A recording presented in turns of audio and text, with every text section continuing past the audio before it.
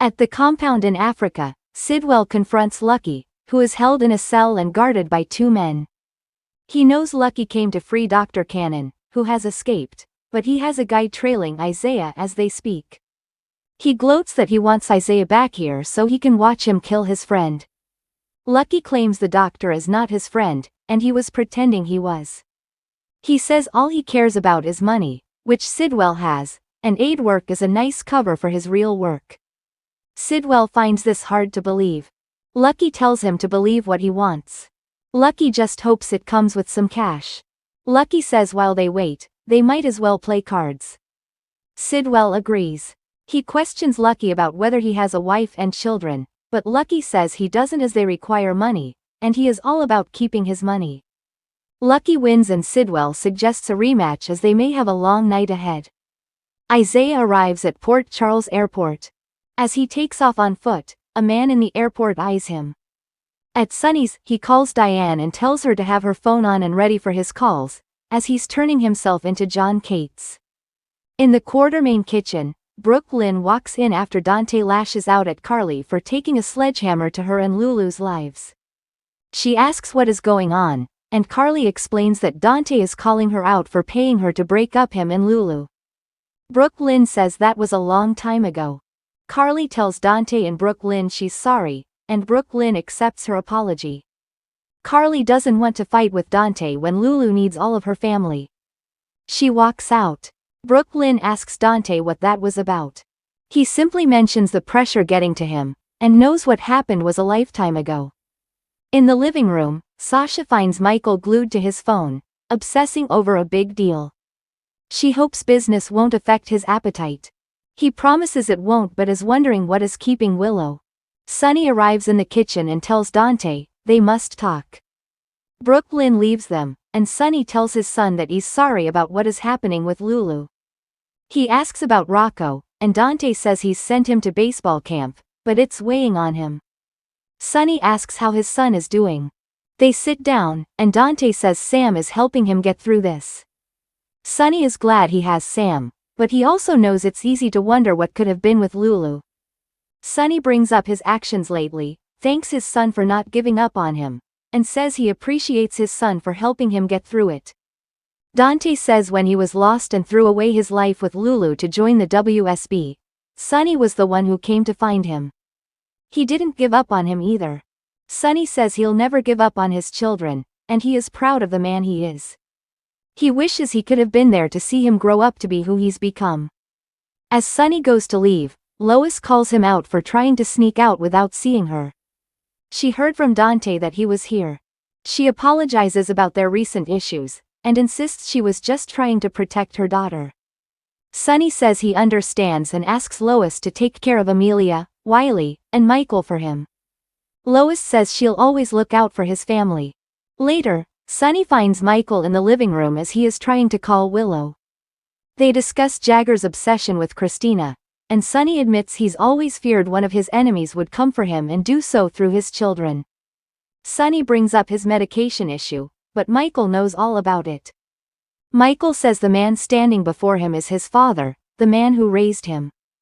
They embrace, and Carly walks in. She is giddy as she's been waiting for this moment. Michael excuses himself to check on his kids. At the hospital, Felicia stops by Lulu's room with water for Maxie. Felicia hopes Maxie isn't planning to spend the night here. Maxie isn't, but she doesn't want Lulu to be alone. Maxie doesn't understand why Lulu can't be put on the donor list. Felicia explains a person's quality of life is one of the criteria, and even with a transplant, her quality of life may not change. Maxie argues her life still matters, and Lulu will fight for it. Later, Dante arrives. He thanks Maxie for staying here with Lulu.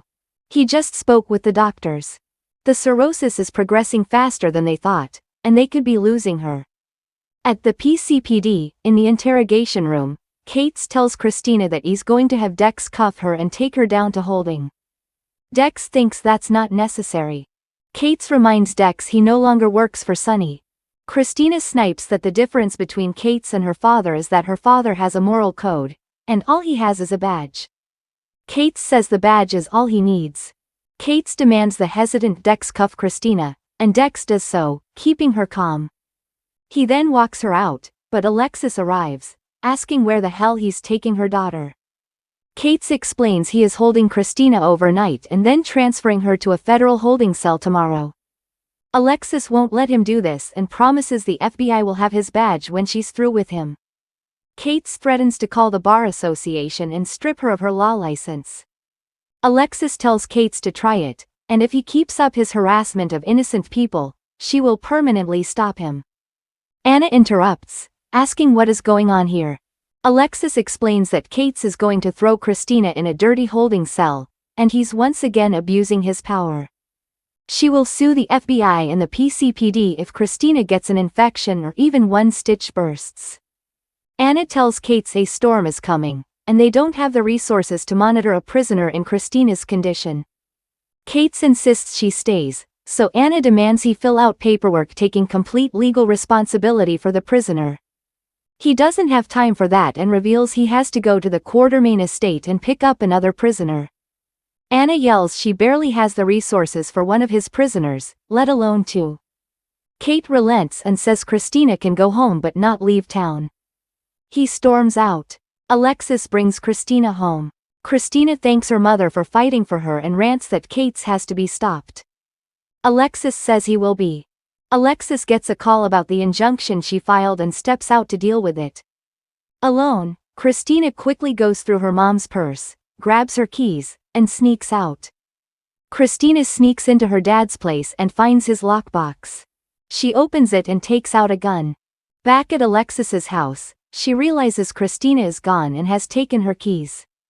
She runs out the front door into the storm, which has begun to hit. In Drew's office, he tells Willow that he knew McConkey was sick and that this would happen eventually, so why is he so shocked? Willow says knowing it in your head is different than accepting it in your heart. Drew says McConkey was so devoted to his wife and wanted to spend the rest of his life with her. Drew notes he never had a mentor, someone he could go to for guidance. Willow asks, like a father figure? Drew says maybe, and he never knew his father.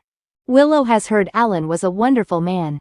Drew can't help but wonder if Alan would have seen something in him like McConkey did, and would he have been proud of him? Willow is sure Alan would be proud of him. Drew thinks about all the lives his father saved at General Hospital, and wishes he knew him. Willow says his legacy lives on at General Hospital, and in his family, which includes him. Willow tells him she knows Alan would have loved him. She says Drew inspires her every day because of the man he is. Her phone buzzes, and it's Michael, but she doesn't see him calling. Drew says she always knows what to say to him and makes him want to be worthy of her belief in him. She says he is worthy, and there is no one like him.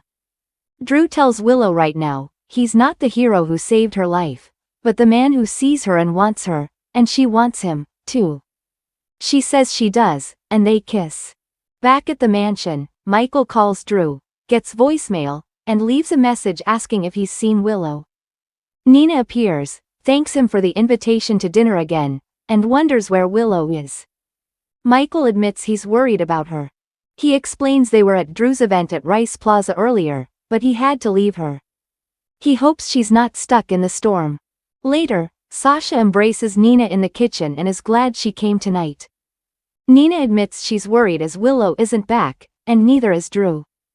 Sasha thinks they'll be here soon, and nothing is more important to Willow than her family.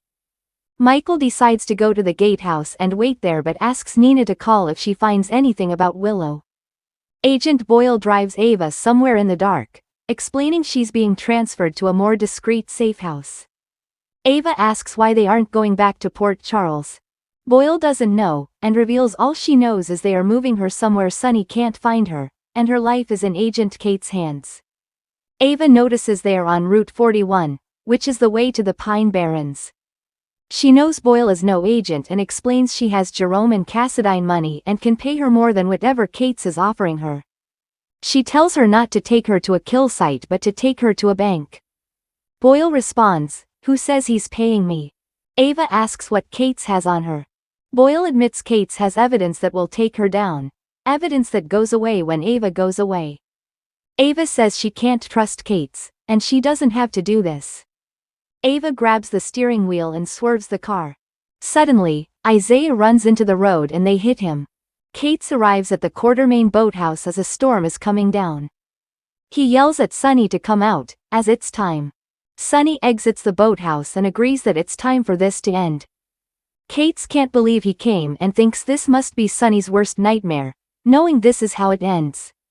Kate's gloats that nothing will give him more pleasure to perp walk him past all the Quartermains. Sunny tells him that's not going to happen, and pulls out a gun. He tells Jagger he's going to finally meet the real Sunny. Kate says, "Really, you are going to shoot a federal agent on the Quartermain estate?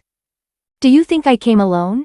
Without backup?" Sunny doubts he did, as he wants this glory for himself. Kate argues that Christina is about to go away for assault and murder, and he can turn himself in and save her, but he's too selfish. He says he's no man, and he's no father. Sunny says he is tired of him banging the same old drum about Karen for decades. Sunny says targeting his daughter was his biggest mistake. Sunny tells Jagger, "You can come after me, but going after my daughter is unacceptable." Sunny pulls the trigger and shoots Jagger square in the chest. Jagger goes down. Sunny walks up to him and shoots a second time. Next on General Hospital airs a rerun for the holiday.